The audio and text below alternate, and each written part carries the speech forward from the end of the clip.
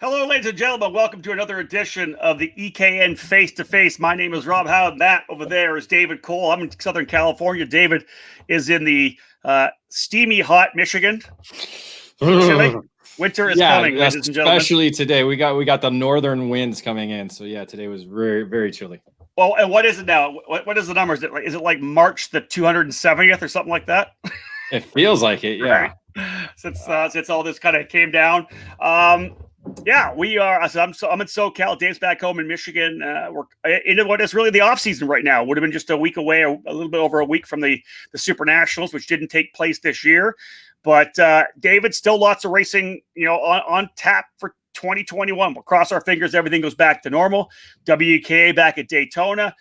SCUSA Winter Series getting things rolling at Homestead mid-January. Florida Winter Tour, Challenge of the Americas. A lot of racing coming for the Winter Series, but we really have probably, now it's November 30th, we got a month until we get back going again. Less than a month, really, because Daytona is in just, 26 days before they move in. So, we're just that amount of time before the 2021 season is already underway. And then, a week and a half, 2 weeks later after that is when Supercars USA begins, and then Rock Cup Florida Winter Tour, and then we're out at Challenge in the Americas. So now is the time to really kind of monitor how everything is going, because as we see with professional sports, some things, and in college sports, some things are, the COVID-19 hasn't gone anywhere. But thankfully, again, we're outdoors. So certainly, again, it's all regionally based again. So we're kind of going back to where we were in say April and May, except colder weather now. But hopefully, as we keep moving along, things will progress in the right direction. As we see, especially in our area, we have schools shut down to where we're all virtual. So again, it's just a matter of keeping people away from people. It's essentially what it is. That's really what it comes down to, right? We'll see what happens.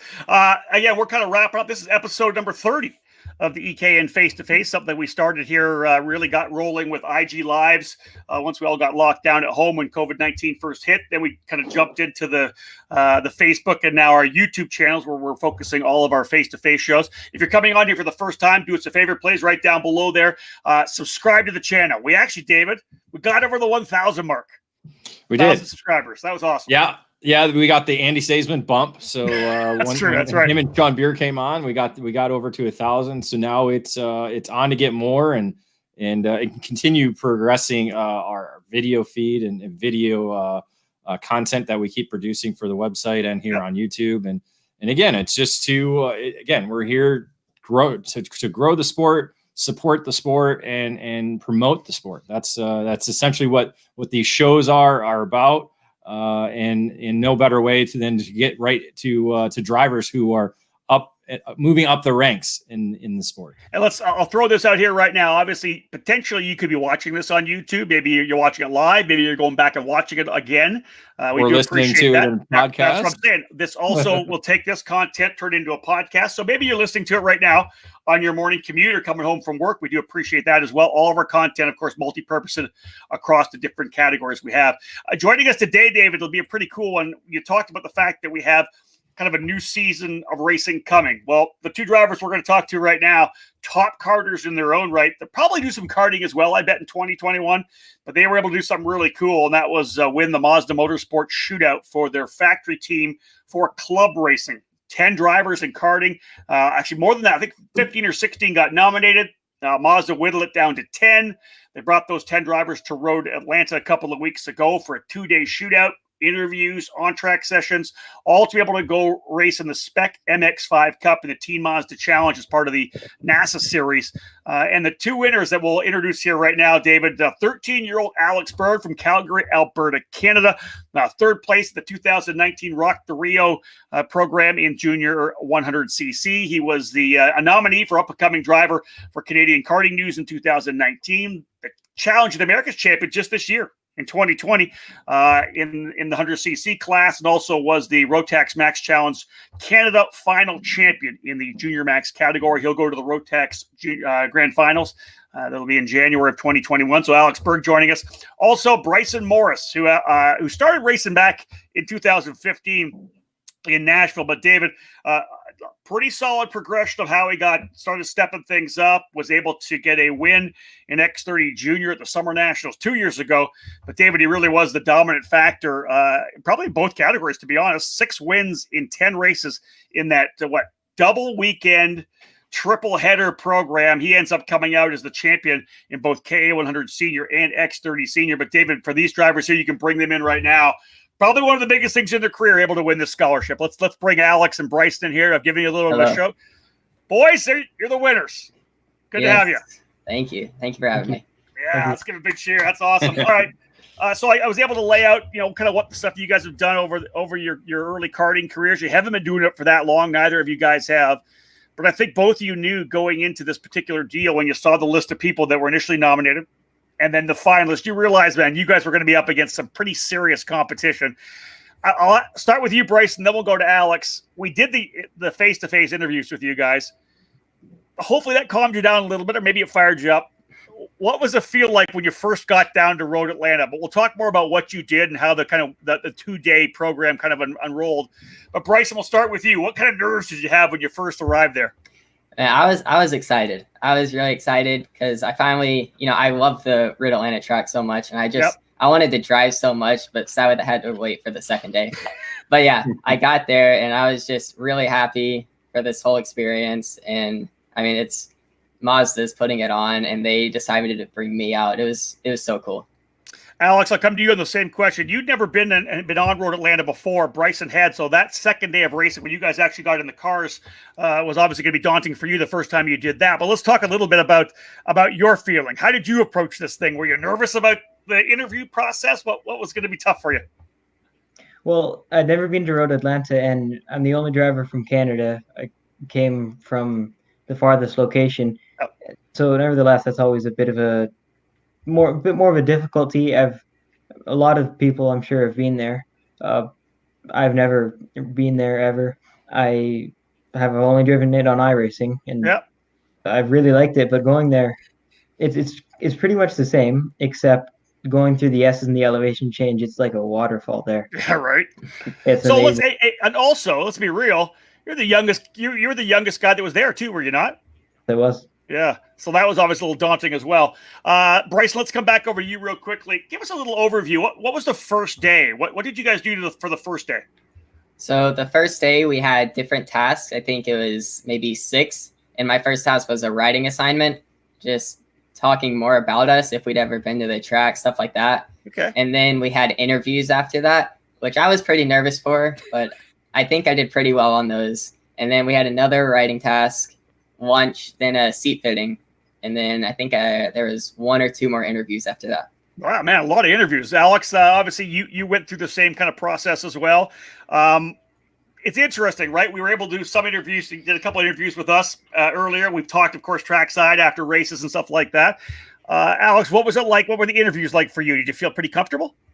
Yeah, I felt really comfortable. My first interview was with Mr. Zach Rubin on the phone. It was myself and another driver, Alex Stanfield. Mm-hmm. It was just, I felt completely fine during it. I was a bit not nervous, but I wanted to present myself well, so I made sure of that. But yeah, I enjoyed it. It was really fun. Dave, you got a question? So not all the interviews were in person, because I think that's one of the things that we thought about when the shootouts, because normally typical shootouts, you don't have Zoom calls that you're going through. I mean, typically, I think you guys did that during some of the early part of the finalist program, but not all of them were at site, were they? No. Well, not all of them. Was that for me? Sorry. Go ahead, Alex. We'll start with you. Yeah.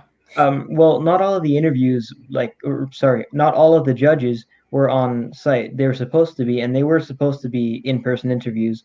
But the judges, some of the judges could not make it, so that's why they had to do phone interviews, and It worked out quite well. Bryce, I'll come back to you real quick about the interview process, because it's interesting, right? When you're talking to Dave and I, whatever, at the racetrack, we may interview you for a race we've done or whatever, a race you've done or whatever. But when there's so much on the line, it's the pressure's there, right? It's not just talking about what you did. It's not, hey, yeah, I had this battle with this guy or this guy. It's probably something you guys really had never done before. Well, luckily I had that one face-to-face with you guys during the Pro Tour, like the little gap in between. Oh, that's right. We did that. Weekends. That's right. Yep. So I had a little bit of practice coming in, but it was completely different because I had to talk about, my life, my racing life, not just like a certain race in general. So it was really different. What about you, Alex? Was there anything you had done before that you kind of were maybe able to draw some, draw on an experience from? You mean like for the interviews, right? For an interview, yeah. I mean, I've never really been afraid of public speaking. I've never seen like any real fear or anything to do with that. But I did an interview last year after Rock the Rio 2019, after I finished third in the 100cc category, with F1 Geeks, Ash Sater. But yeah, that's pretty much it. And apart from the face-to-face interview, that's pretty much all. You're also 13 years old. Like, there's not always a lot of opportunity for that. All right, so let's fast forward and jump into the second day there when you actually got behind the wheel. Bryson, we'll start with you. Give me some information on the cars first.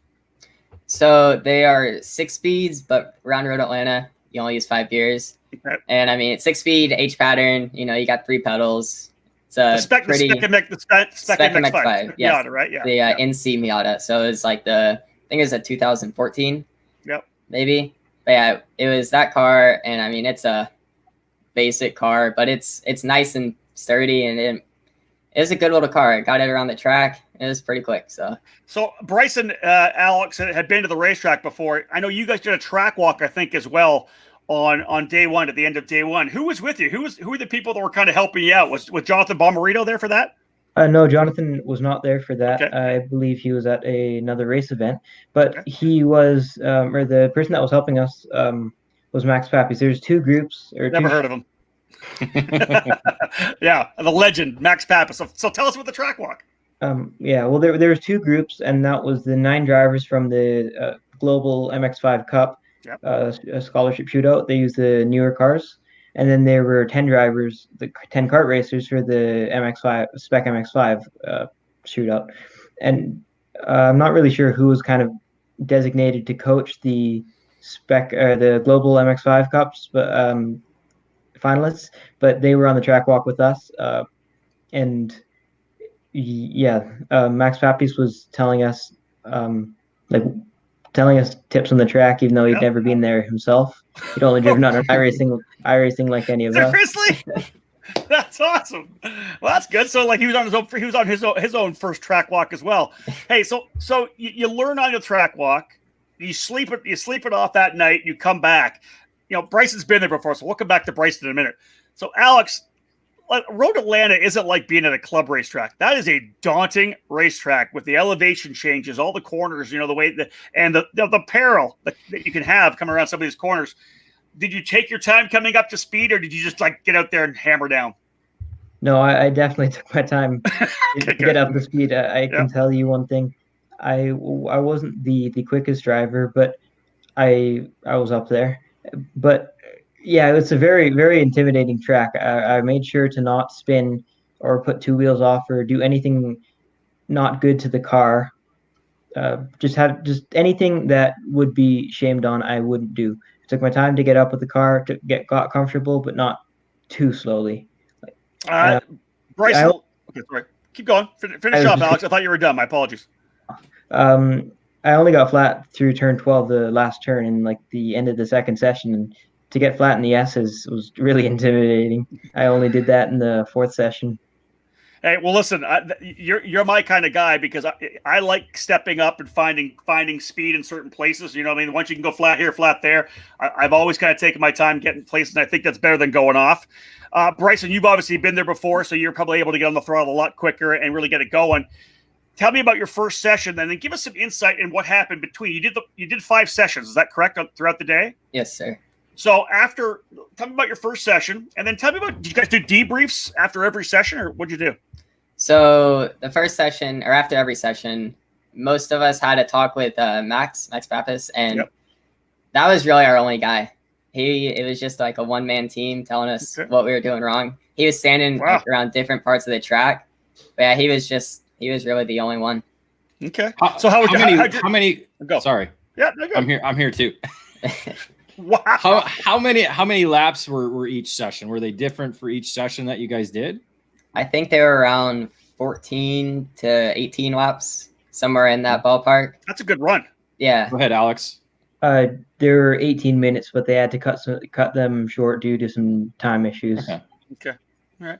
David, anything else? So you get out there. So Max is there. He kind of goes around different areas of the racetrack, and he's kind of your debrief guy. Then they just had guys kind of working on the cars.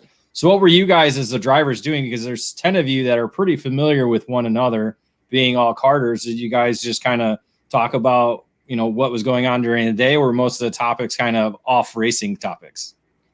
Or did you ignore each other? No, we didn't. No. It was more both. I mean, half of the talk was talking about stuff on the racetrack, and the other half was just, random stuff. So you get all these sessions in. You're doing your best because the understanding is you're trying to impress Max and the other, whatever our judges may have been there, David or whoever. So you finish everything up. What's the process afterwards? You're done. Was there any more interviews afterwards? Was there any kind of debriefs, or were they literally done and you guys go sit over here and we're going to figure out who's going to do this deal? Well, it took them a very long time to find out who they wanted to be selected as the two finalists for Spec MX-5. I think for Global MX-5, it was decided almost immediately who was going to be the three scholarship winners. It took them about an hour and a half. They talked to the team, Panic Motorsports and W2 Racing. Mm-hmm. They talked to the mechanics. They called the judges, and then they talked to Max Papis and Andrew Carbonell. Just everyone who was there and everyone who could have the slightest info. People that we have provided before, like a month before, that could give us some reference on if they could choose this person or not. But yeah, it took them the last session was around 4:30 to 5. No. Yeah, I think it was around 4:30 to 5, and they only made a decision at 6:37. Wow. So, okay, Bryson, so then you guys got an hour to an hour and a half sitting there on pins and needles. Did you feel like you had performed well throughout the in-car interviews, everything?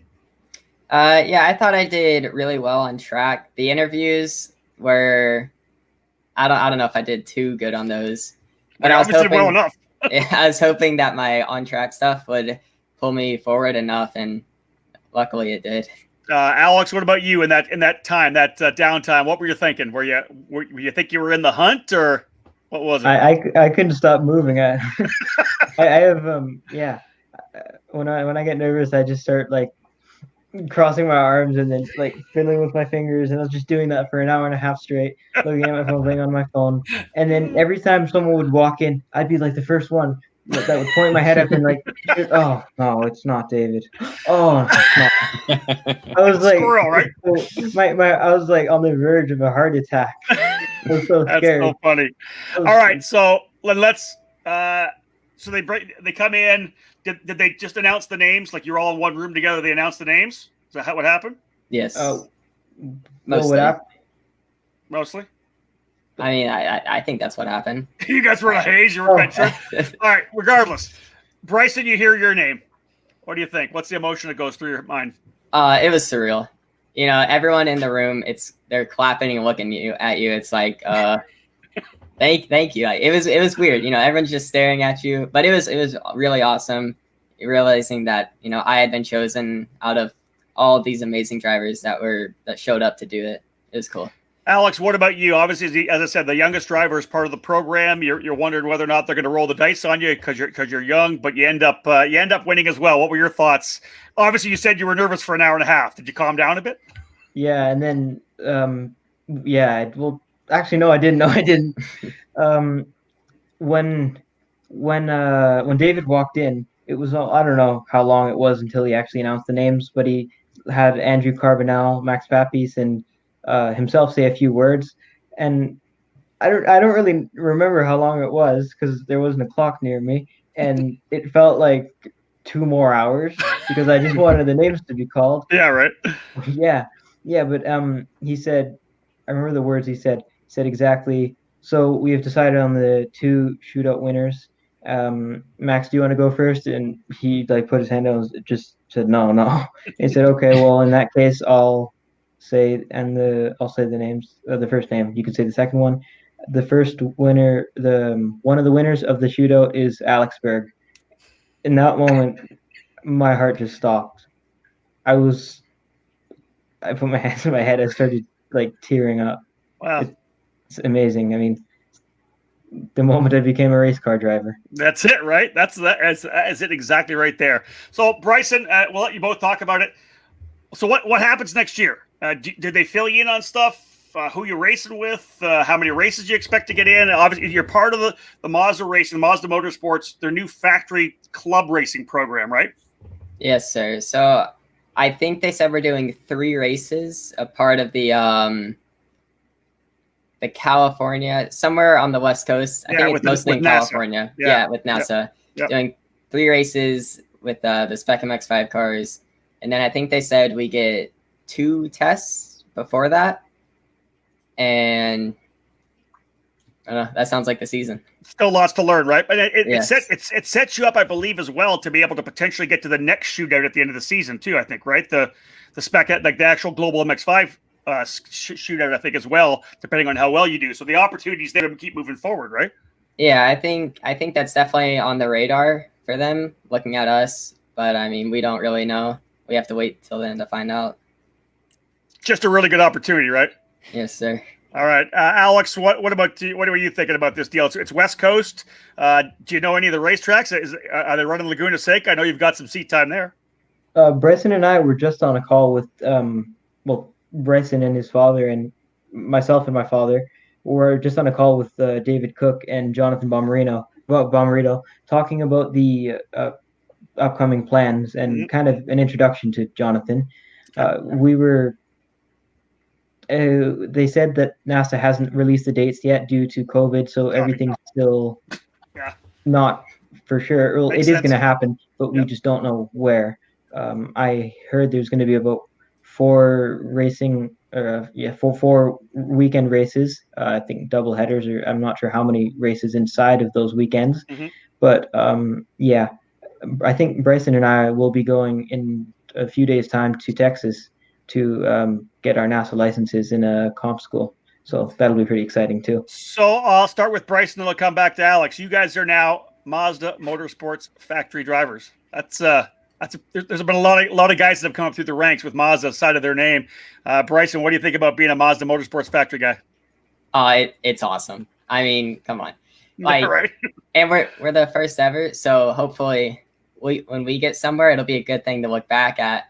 You know, we started off with Mazda, and I mean, it got us somewhere, so other people can also do it. So it's also a good thing for Mazda as well. So I just think it's an amazing thing all around.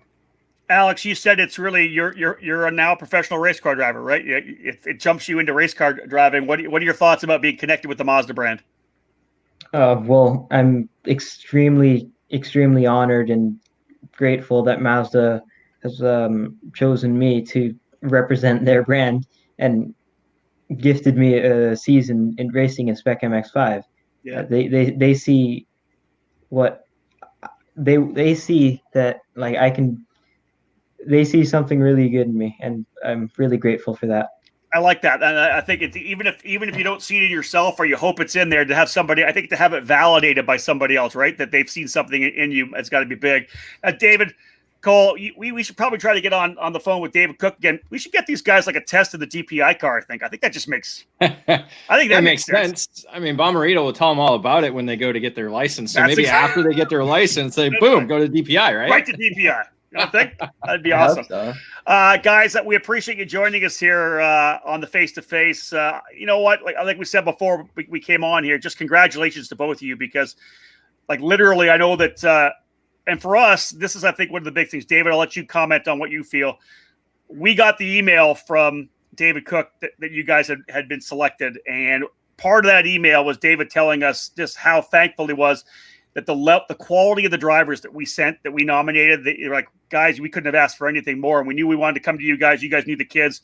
But I know what David says, but on behalf of us, thank you so much for representing us well. As you know, that's one thing I think, David, huge, right?